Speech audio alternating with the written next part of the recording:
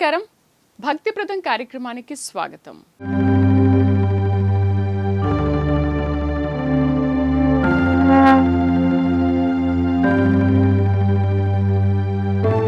సకల భువన రక్షకుడు, దేవదేయోత్తముడు, దేవతా సార్వభౌముడు, అఖిలాండ కోటి బ్రహ్మాండ నాయకుడు, ఏడేడు లోకాలు ఏలే ఏడుకొండలవాడి దివ్య సన్నిధిలో ఏ వేడుక జరిగినా అత్యంత వైభవపేతంగా జరుగుతుంది. భక్తజన సందోహంతో తిరుమల గిరిలు కిటకిటలాడుతుంటాయి. శ్రీవారి జన్మ నక్షత్రం శ్రవణం. అందుకే శ్రావణ మాసాల్లోనే పుణ్యశ్రేష్ఠ మాసంగా పేరొందింది. శ్రీవారి సన్నిధిలో శాస్త్రోక్తం ఎన్నో పూజలు, అర్చనలు, ఆరాధన కార్యక్రమాలు జరుగుతాయి.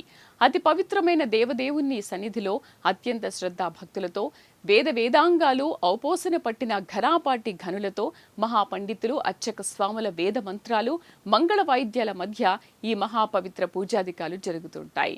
మరి ఈ మహత్తర కార్యక్రమాల్లో ఏ చిన్న అపచారం కానీ, మంత్ర పఠనంలో తప్పులు దొర్రడం కానీ జరిగితే ఎలా? ఆ అపచార ఘట్టాలు, పొరపాట్లను ఎవరు గుర్తించగలరు? ఎలా సరిదిద్దగలరు? ఈ ప్రశ్నలకు సమాధానాలే పవిత్రోత్సవాలు. తిరుమల వేడుకల్లో ఏవైనా పొరపాట్లు, అపచారాలు చోటు చేసుకుంటే వాటిని సరిదిద్దడానికి ప్రతి ఏటా శ్రావణ శుద్ధ ఏకాదశి, ద్వాదశి, త్రయోదశి ఈ 3 రోజులు నిర్వహించే పరమోన్నత పవిత్ర ఉత్సవ మహోత్సవాలే పవిత్రోత్సవాలు.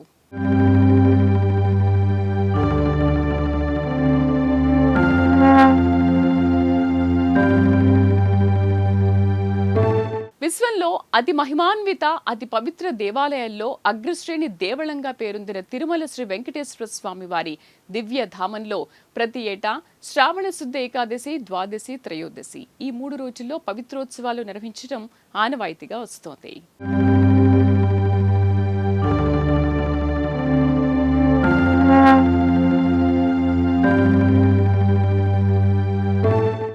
ఏడుకొండల స్వామి ఎక్కడున్నావయ్యా, ఎన్ని మెట్లెక్కినా కానరావేమయ్యా అని పాటలు పాడుకుంటూ, ప్రార్థనలు ఆలపిస్తూ, భజనలు చేసుకుంటూ భక్తులు తిరుమలకు చేరుకుంటారు.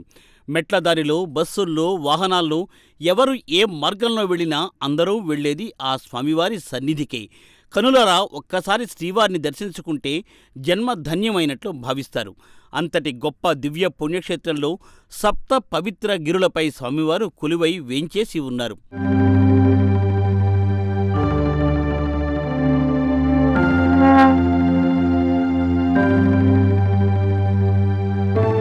శేషాద్రి, నీలాద్రి, గరుడాద్రి, అంజనాద్రి, వృషభాద్రి, నారాయణాద్రి, వెంకటాద్రి ఇవే సప్తగిరులు.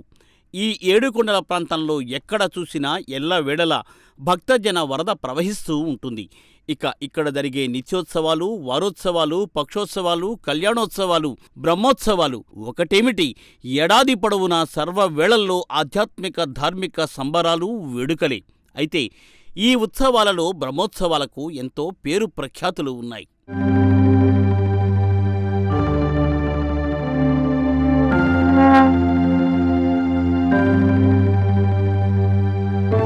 సాక్షాత్తు బ్రహ్మదేవుడు శ్రీవారి పాదాలు కడిగి ఇక్కడ బ్రహ్మోత్సవాలు ప్రారంభించినట్లు ఆలయ చరిత్ర చెబుతోంది. ఇంతటి విశిష్ట దేవాలయంలో ఎన్నో ఉత్సవాలు జరిగినా బ్రహ్మోత్సవాల తర్వాత అంత గొప్పగా భావించేవి పవిత్రోత్సవాలు.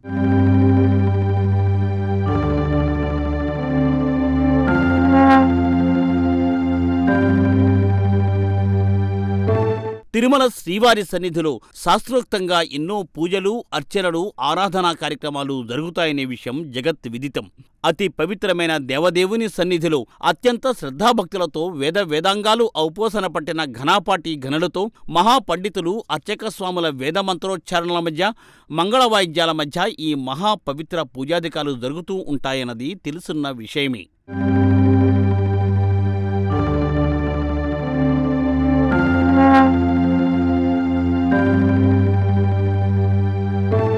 అయితే ఈ మహత్తర కార్యక్రమాలలో ఏ చిన్న అపచారం కానీ, మంత్రపఠనంలో తప్పులు దొరలడం కానీ జరిగితే ఏం చేయాలి?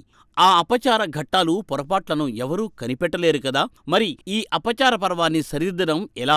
పవిత్రోత్సవాల నిర్వహణే ఈ అపచారాలకు పరిహారం అని టీటీడీ పెద్దలు చెబుతున్నారు. తిరుమల వేడుకలలో ఏవైనా పొరపాట్లు, అపచారాలు చోటు చేసుకుంటే వాటిని సరిదిద్దడానికి ప్రతి ఏటా శ్రావణ శుద్ధ ఏకాదశి, ద్వాదశి, త్రయోదశి ఇలా 3 రోజుల పాటు ఈ మహోత్సవాలను నిర్వహిస్తారు.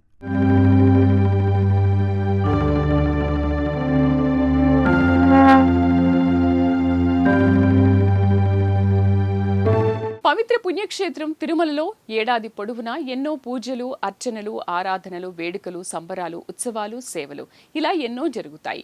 ఈ పవిత్ర కార్యక్రమాల్లో ఏవైనా పొరపాట్లు జరిగితే వాటి ప్రాయశ్చిత పరిహారార్థం ఈ ఉత్సవాలు నిర్వహిస్తారు. అర్చక స్వాముల నుంచి కానీ, భక్తుల నుంచి కానీ, దేవస్థాన సిబ్బంది నుంచి కానీ, పోటు ప్రసాద వీధుల్లో కానీ ఎవరి నుంచైనా ఏ రీతిన అపచార ఘట్టాలు చోటు చేసుకున్నా ఈ పవిత్రోత్సవ ఉపచారాలతో ఈ అపచారాలు తొలగిపోతాయి.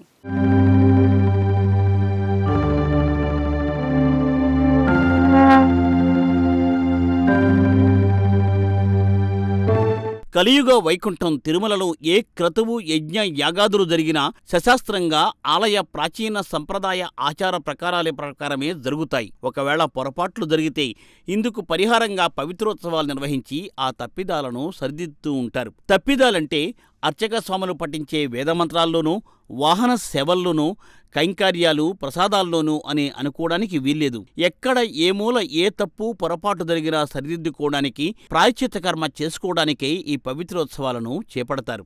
భక్తులు తెలియక చేసిన తప్పులు, అర్చక స్వాములు తడబాటుగానో పొరపాటుగానో మంత్రోచ్చారణ దోషాలు, దేవస్థానం సిబ్బంది చేసే అపచారాలు, ప్రసాదం కైంకర్యాల్లో జరిగే పొరపాట్లు, అపచారాలు ఇలా ఏ అపచార పాపాలైనా పవిత్రోత్సవాలతో పుణ్యఫలాలుగా మారిపోతాయి.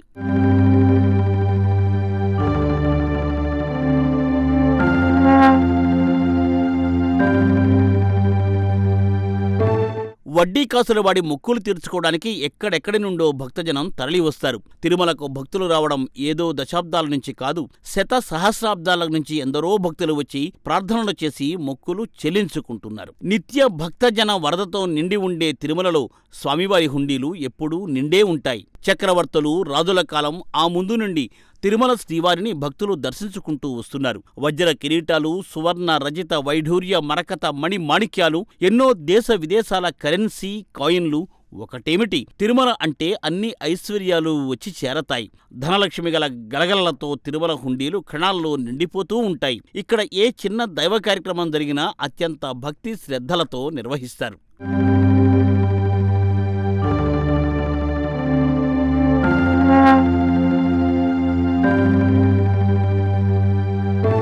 తిరుమలలో అన్నీ నెంబర్ 1 స్థానంలో ఉంటాయి తప్ప ద్వితీయం అనే మాటే వినిపించదు. తిరుమల లడ్డూ ప్రసాదం అంటే విశ్వవ్యాప్తంగా ప్రసిద్ధిగాంచింది. వందల సంవత్సరాలకు పూర్వం బూందీని ప్రసాదంగా ఇచ్చేవారు. అయితే లడ్డూ ప్రసాదంగా మారాక ప్రపంచం నలుమూలల నుండి భక్తులు వచ్చి తిరుమలకు మరింత వన్నె తెస్తున్నారు. తిరుమల దేవళానికి ఎవరైనా రావచ్చు, స్వామివారిని దర్శించుకోవచ్చు. అయితే అన్య మతస్థులు మాత్రం తమకు తిరుమల దైవంపైన, హైందవ దైవ సాంప్రదాయాలపైన విశ్వాసం ఉందని తిరుమల తిరుపతి దేవస్థాన పత్రంలో సంతకం చేయాల్సి ఉంటుంది, ఒక డిక్లరేషన్ సమర్పించాల్సి ఉంటుంది.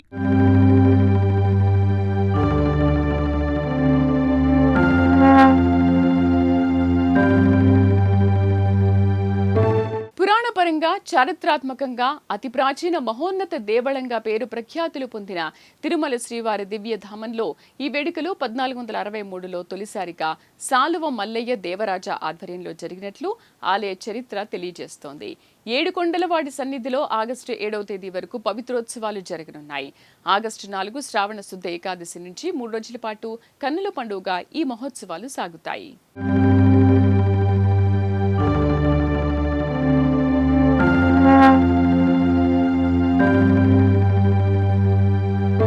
కృతయుగ దైవం శ్రీ వరాహ లక్ష్మీ నరసింహస్వామివారు, త్రేతాయుగ దైవం శ్రీరామచంద్రమూర్తి స్వామివారు, ద్వాపరయుగ దైవం శ్రీకృష్ణ పరమాత్ములు, కలియుగ దైవం శ్రీ వెంకటేశ్వర స్వామివారు. అయితే అన్నీ ఆ శ్రీ మహావిష్ణువు అవతారాలే.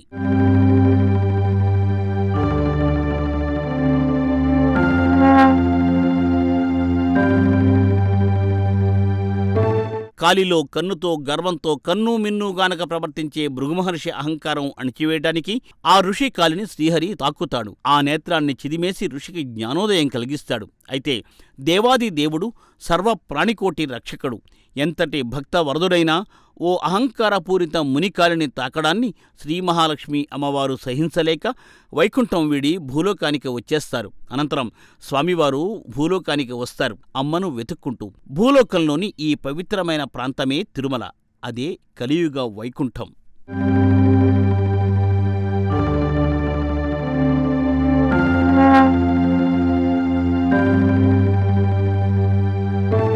పురాణ పరంగా, చారిత్రాత్మకంగా అతి ప్రాచీన మహోన్నత దేవాలయంగా తిరుమల శ్రీవారి దివ్యధామం పేరు పొందింది. అయితే ఈ పవిత్రోత్సవ వేడుకలు 1463లో తొలిసారిగా శాళువ మల్లయ్య దేవరాజు ఆధ్వర్యంలో జరిగినట్లు ఆలయ చరిత్ర చెబుతోంది.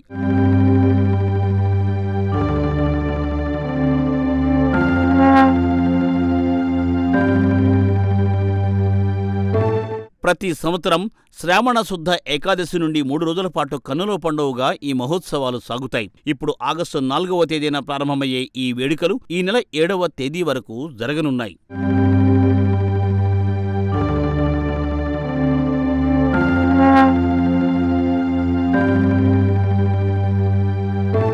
తిరుమల దేవాలయంలో పవిత్రోత్సవ వేడుక శతాబ్దాల క్రితం నుండి జరుగుతున్నట్టు ఆలయానికి చెందిన ఎన్నో శాసనాల వల్ల తెలియవస్తోంది. 15, 16వ శతాబ్దాల్లో ఈ ఉత్సవాలు జరిగినట్లు కొన్ని ఆధారాలు ఉన్నాయి. అయితే అనంతర కాలంలో ఎందుకో నిలిచిపోయినట్లు టీటీడీ వర్గాలు తెలుపుతున్నాయి. తిరిగి 1962వ సంవత్సరంలో ఈ ఉత్సవాన్ని పునరుద్ధరించడం జరిగిందని, నాటి నుండి నిరాటంకంగా కొనసాగుతూ వస్తోందని టీటీడీ పాలక మండలి సభ్యులు, అధికారులు తెలియచేస్తున్నారు.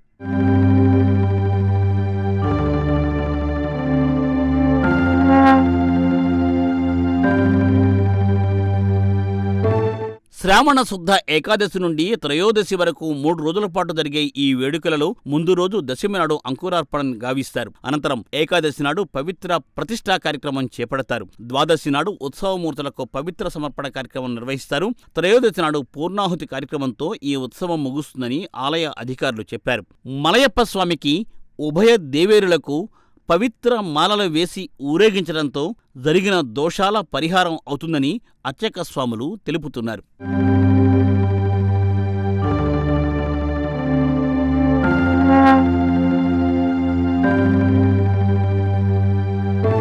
పవిత్రోత్సవాల వేళ 3 రోజుల పాటు శ్రీ వెంకటేశ్వర స్వామివారి విగ్రహాలను తిరుమంజన సేవ చేయడమే కాకుండా హోమ కార్యక్రమం కూడా నిర్వహిస్తారని టీటీడీ పెద్దలు చెప్పారు. సాయం సంధ్యావేళ స్వామివారి విగ్రహాలకు ప్రత్యేక ఆభరణాలతో అలంకరిస్తారని తెలిపారు. అదే సమయంలో శ్రీదేవి, భూదేవి సమేత శ్రీ మలయప్ప స్వామివారు తిరుమాడవీధులలో విహరించి భక్తులందరికీ దర్శనం గావిస్తారు. అనంతరం పవిత్రాల ప్రతిష్ఠ, పవిత్ర సమర్పణ, ఆ తర్వాత పూర్ణాహుతి కార్యక్రమాలను వైభవపేతంగా నిర్వహిస్తారు.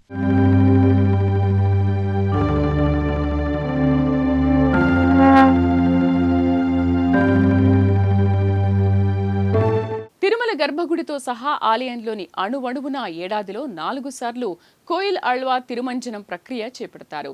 సుగంధ ద్రవ్యాలతో ఈ శుద్ధీకరణ ప్రక్రియ భౌతికంగా నిర్వహిస్తారు. అయితే భావనాత్మకంగా పవిత్రోత్సవ వేడుకను భక్తి శ్రద్ధలతో చేస్తారు. స్వామివారి కైంకర్యాల్లో మంత్రదోష, క్రియాదోషాలు ఉంటే వాటి పరిహారార్థం, కర్తవ్యలోపచారాలు ఉంటే వాటి ప్రాయశ్చితార్థం ఈ వేడుక చేస్తారు. మానవకృత దోష పరిహారార్థం భక్తిప్రదంగా చేసేదే తిరుమల శ్రీవారి పవిత్రోత్సవం.